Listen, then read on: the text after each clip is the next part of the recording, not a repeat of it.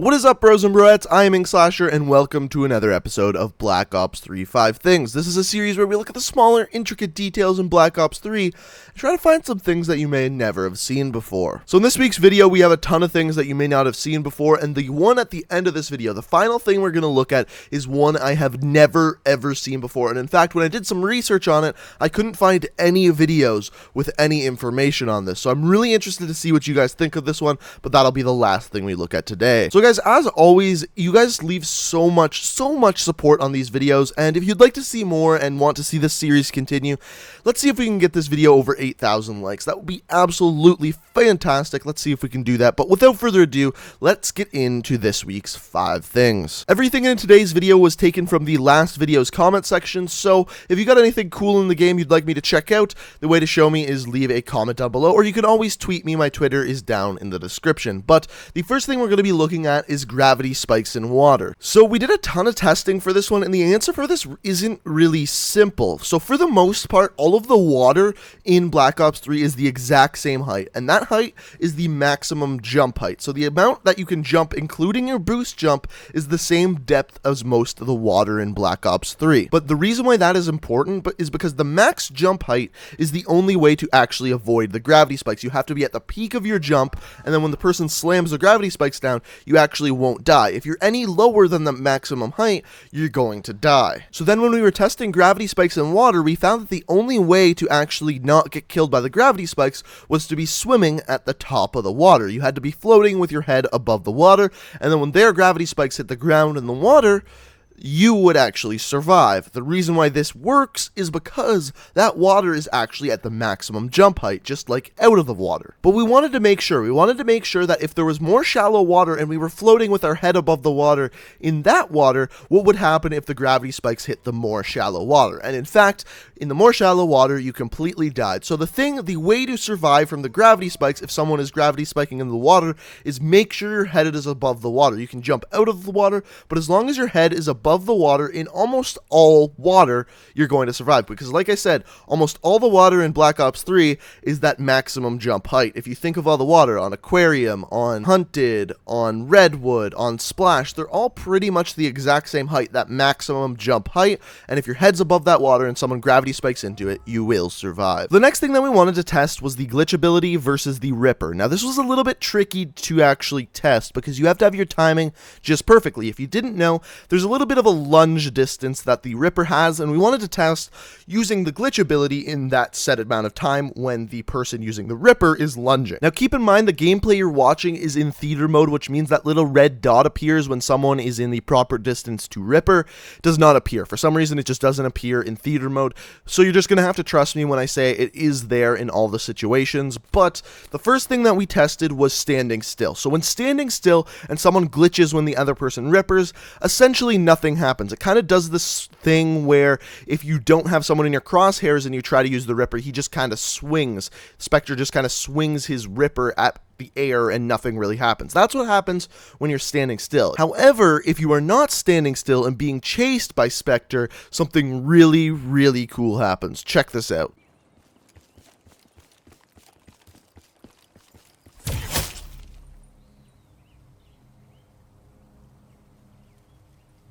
So yes, this 100% works. You can glitch away from the Ripper, but this is why it works when you're moving and why it doesn't when you're standing still. Basically, when you're standing still, the range that the Ripper lunges does not increase. However, when you are moving in any direction, the Ripper has to lunge further and gives you more time to actually glitch. So that's why it's more likely going to happen when you are moving than when you are not. But yes, it's 100% possible. So the next one is a little bit of a clarification and just clearing things up for you guys. So last time we looked at Blackjack and him in Kill Confirm. So as we know, all the characters in Kill Confirm drop dog tags with their names on it with some information about themselves.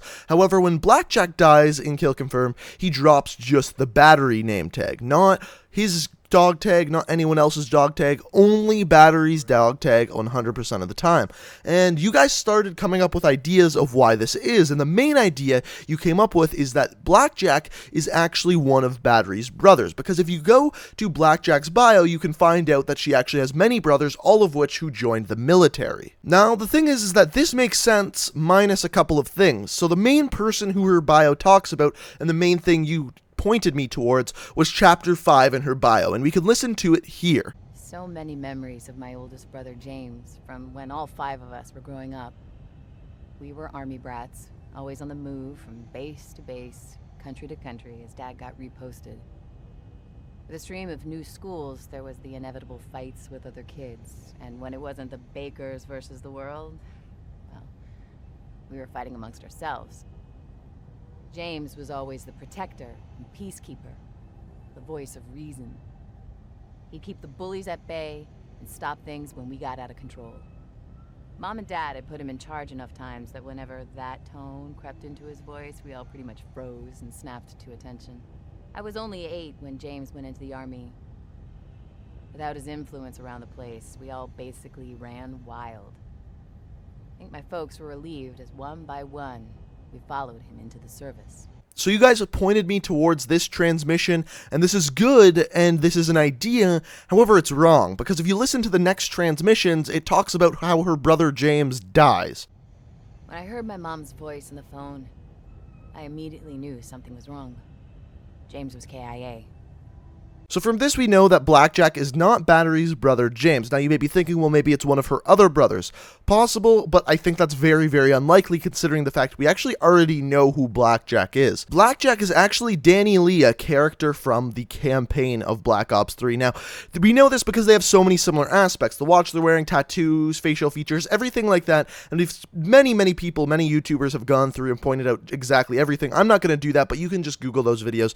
A lot of them come up. But Danny Lee is in fact Blackjack, so there's no relation to Battery, so I have no idea when Blackjack is killed why it drops a Battery dog tag. The next thing we wanted to test was Heatwave, and more specifically Heatwave versus every single piece of equipment in the game. And long story short, I won't bore you with all the details, but every single piece of equipment is countered by Heatwave. It takes anything thrown at Firebreak, blows it up, and it's completely destroyed. The most interesting aspect about this is things like Tomahawk, Thermite, all of these things are going to explode. But the most interesting one is the Semtex. If you are stuck with a Semtex, you can use Heatwave. It blows up the Semtex and deals no damage to you when it actually blows up, which is fantastic. It's a perfect way to counter getting stuck with a Semtex. So the final thing, and by far the coolest this week, is the VMP Quick Draw. And you may be thinking, why is that so interesting? Well, if we go and look at it in your gun customization, you can notice this little white square. Now, you guys brought it to my attention that if you go in game and actually check this out, it's something really, really special. So we went in game with the Quick Draw on the VMP, zoomed in on it, and lo and behold, we have a QR code. So basically what a QR code is it's something you can scan and it generally brings you to a particular website. Now, when I tried to scan this QR code, it just did not scan. It did not redirect me anywhere, did not send me to any websites. I tried a million different things, reversing the image, blowing up the image in Photoshop, tried a million different things, tried different QR code apps. Nothing worked. So the question is, why is this QR code there? And the answer is, I don't know. Let me know down in the comment section below what you think this QR code is for, because I can't figure it out. I tried so many different things and just could not get this thing to scan. Now the question is, did this thing redirect you to something at one point, maybe at the beginning of the game, and maybe now that website's closed? I don't know, but I really want to know. It's killing me. So you guys can go ahead and give it a shot. If it works for you, let me know. Send me a picture on Twitter, something like that.